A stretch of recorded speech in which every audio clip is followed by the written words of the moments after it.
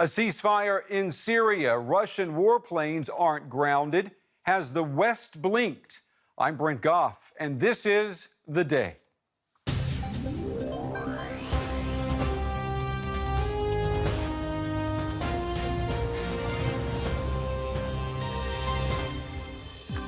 That's what is actually a breakthrough, giving a timetable.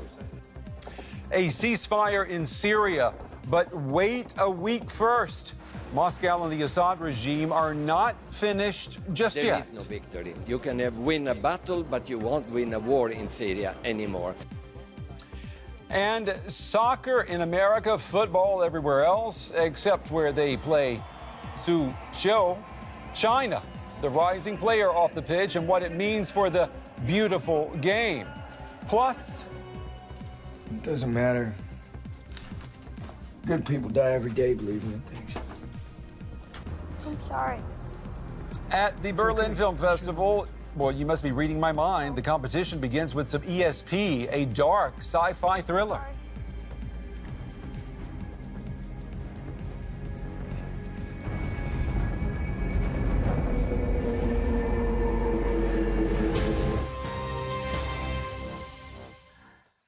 And welcome to the program, everyone. It is the day when a ceasefire is on the horizon in Syria. And depending on where you stand, you're silently satisfied or you're still trying to translate raw deal into Russian. At the Munich Security Conference, with the backing of Washington and Moscow, a truce deal has been reached. Beginning in a week, all fighting is supposed to stop. Well, tonight, Syrian opposition groups and many observers are asking what will happen in Syria between now and next week. Has the Assad regime, thanks to Russian diplomatic cover, just scored 7 extra days to bombard the rebels? Damascus rising, Aleppo falling. Really? We begin with this report.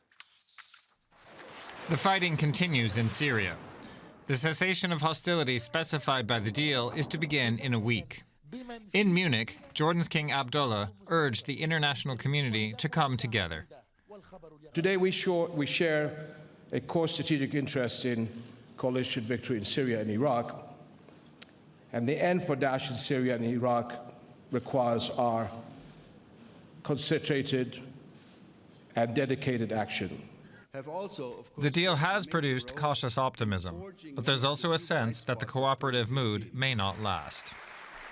I think this is the best moment for trying and testing the will of those who committed themselves yesterday.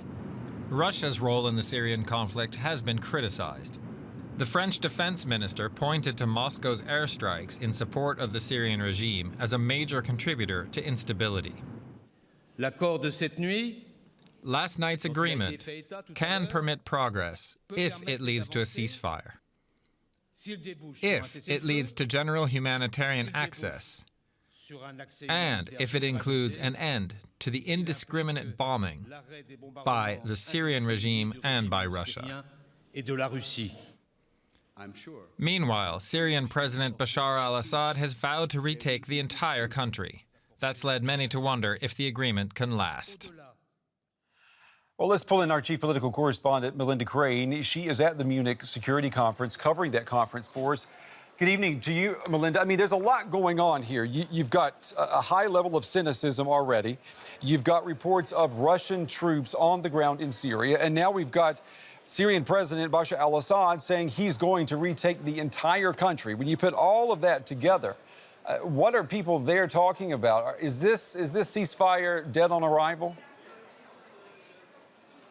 Well, the cautious optimism is on the record. When you talk to people off the record, I'd say there's a lot of skepticism. One of the main questions being, to what degree can we really trust Russia to fulfill its end of the bargain? As you mentioned, there are reports breaking here in the German media that there are Russian ground troops already working with Syrian forces of Bashar al-Assad. A German news magazine reportedly has acquired acquired a video from an internet activist group in Russia that shows an officer with no insignia but speaking Russian and basically instructing Syrian forces in the use of Russian artillery. Now, the fact that he's not wearing insignia is not all that surprising to many of the people that we spoke to here on the sidelines of the conference. They say, look, Russia's already been using so-called hybrid warfare methods in eastern Ukraine, sending in soldiers who don't have insignia. So,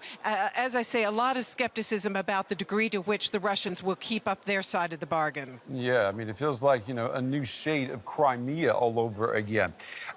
Let's take a look now at a clip from the Russian Foreign Minister, Sergei Lavrov, what he had to say about the ceasefire when it was announced. Take a look.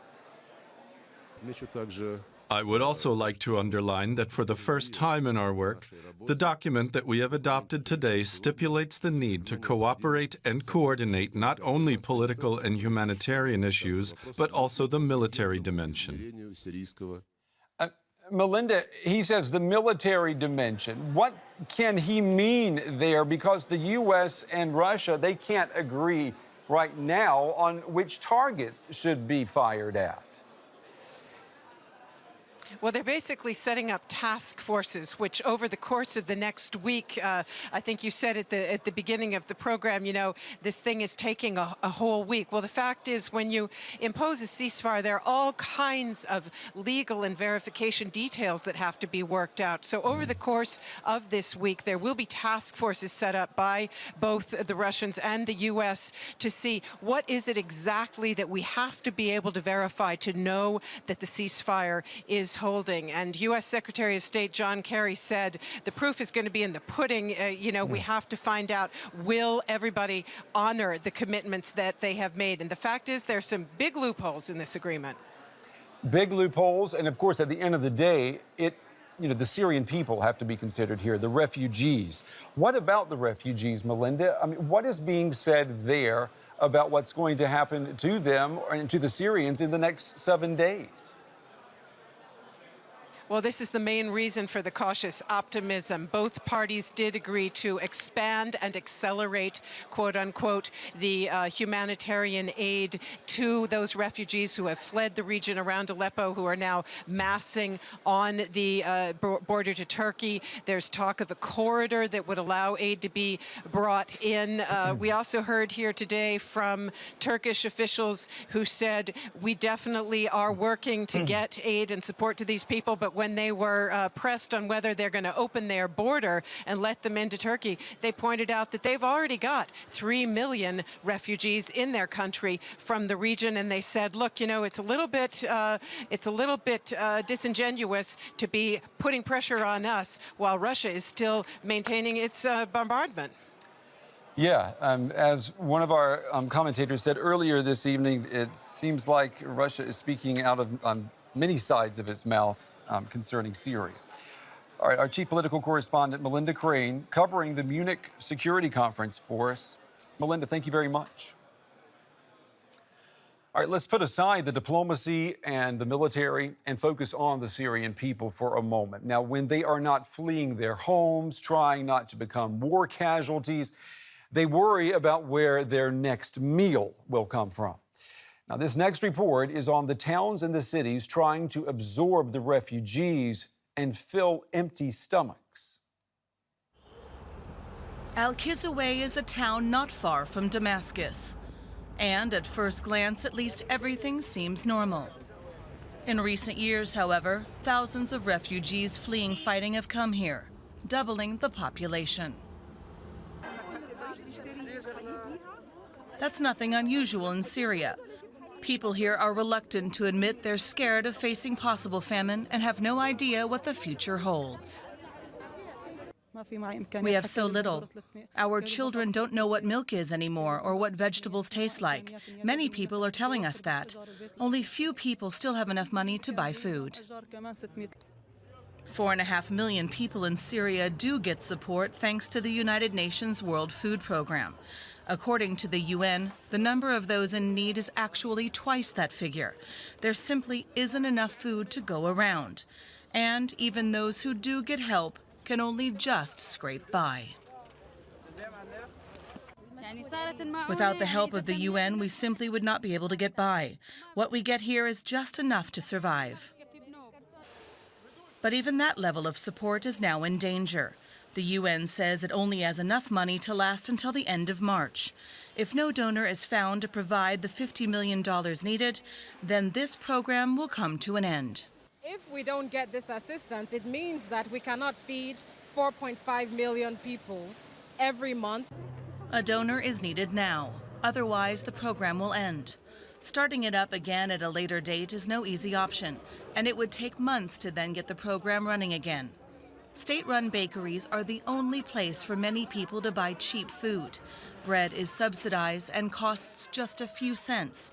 But the situation is so dire that even that is too much for many people. Al-Kasoueh is no isolated case. Hunger has now reached all corners of Syria. Well, you're watching The Day. The Berlin Film Festival still ahead, and the competition starts. And I think Midnight Special began as a way for me to process that fear. I think the reason why we love our children so much is because of this fear. And I made a film about it.